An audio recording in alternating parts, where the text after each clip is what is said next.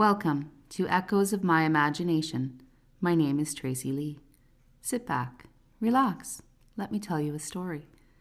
Today's story is called The Ink That Called the Storm. The first time she held the brush, it rained for 3 days.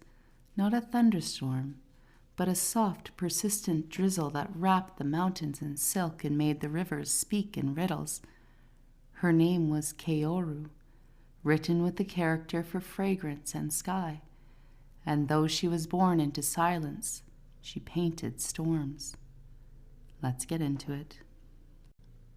Kaoru was the only child of a temple scribe and a woman who spoke to ghosts in her sleep. Raised on scrolls and incense, she learned to bow before she learned to stand, and to read ink before she could speak it aloud. Her hands were delicate, but never weak. Her brush strokes flowed like wind over water, and the monks often found her in the inner courtyard, tracing spirals in the gravel that mirrored the oldest spells carved into the temple beams. One evening, during a festival of lanterns, Kaoru followed a fox with 3 tails into the cedar woods. It paused before a stone altar and blinked once. When she touched the altar, her vision split.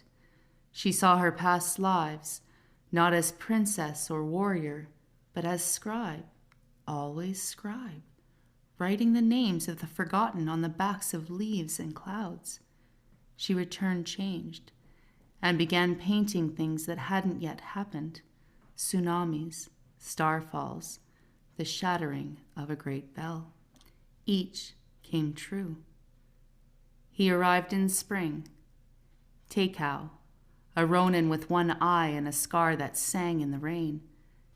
He brought her a scroll without writing, asking her to name what still hides. She stared at it for an hour, then painted a single kanji: kakureta, that which is veiled.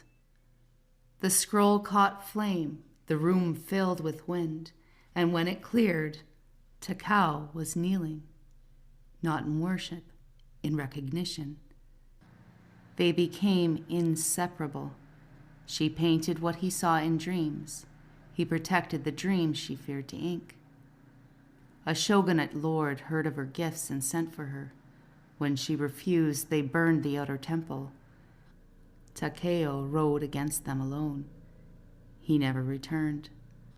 But 3 nights later, Kaoru inked a storm on silk.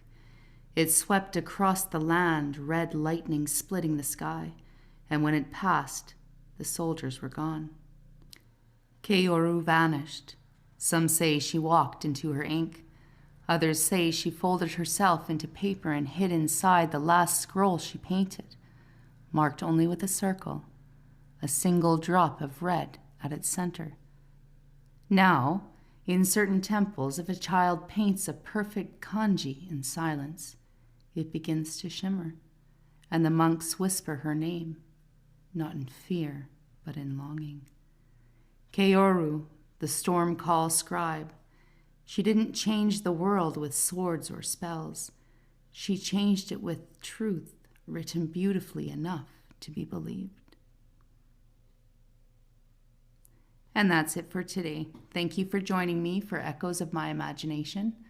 My name is Tracy Lee. Don't forget to subscribe, share, follow, and like, and I'll catch you next time.